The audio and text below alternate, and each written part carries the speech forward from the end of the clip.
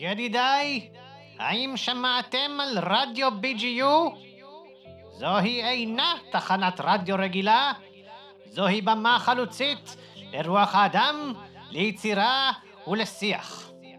כאן, בלב אוניברסיטת בן גוריון, על שמי, פועלת תחנה ששואפת להיות גשר בין מקומות רחוקים ובין חזון להגשמה. שליחותה של התחנה ברורה, להנגיש את הידע האקדמי לציבור ולספר את סיפורם של חוקרי ומחקרי האוניברסיטה. לחדש את דרכי ההוראה באוניברסיטה, להכשיר דור חדש של יזמי תרבות ותקשורת, יוצרים, שדרנים ומפיקים, ולקדם את הנגב כמרחב של יצירה, חדשנות והתיישבות. הכל התחיל בשנת 2017, בלב המדבר, בקמפוס הבינלאומי בשדה בוקר.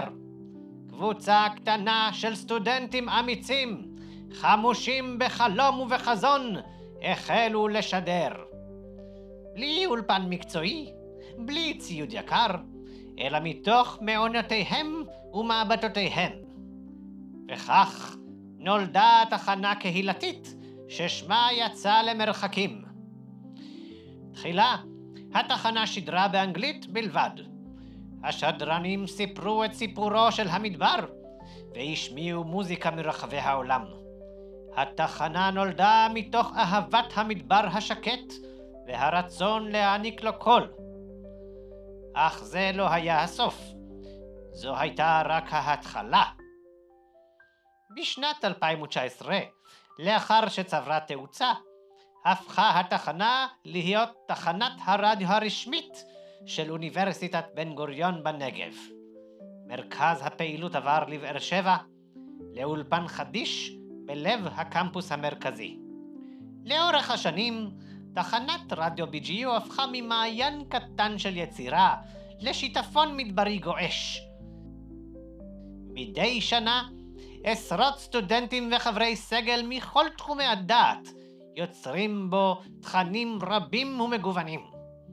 פודקאסטים מרתקים על פילוסופיה, מדע, טכנולוגיה וחברה. גם שידורים חיים שמספרים את סיפור הנגב ואת חזון ההתיישבות והתרבות. אבל זה לא נגמר כאן. חזון התחנה מתרחב מעבר לגבולות האוניברסיטה. שדרני התחנה מלמדים בני נוער בנגב על רדיו, פודקאסטים ויצירה. כך נוצרת קהילה רחבה של יוצרים צעירים ששותפים לרוח החלוציות והחידוש. גם בזמני אתגר, כמו מגפת הקורונה והמלחמות, התחנה לא עצרה את הפעילות. להפך, היא הוכיחה את עצמה כגמישה וחדשנית. ההפקות נמשכו, הפודקאסטים התרחבו, והתחנה המשיכה להיות קול ייחודי בתקופה של חוסר ודאות. דוקטור בוזי רביב, מייסד התחנה, אומר: רדיו BGU אינו רק כלי שידור. זוהי קריאה לאנשים לחלום, ליצור ולבנות. זוהי קריאה לאנשי חזון לגלות את הנגב, להישאר בו ולצמוח יחד איתו. בימים אלה אנחנו מסכמים 8 שנות פעילות מעולות ממש, ועכשיו אנחנו נערכים לגלגול המרגש הבא בחיי התחנה. הפעם בליווי ובתמיכת מרכז יזמות 360 באוניברסיטה.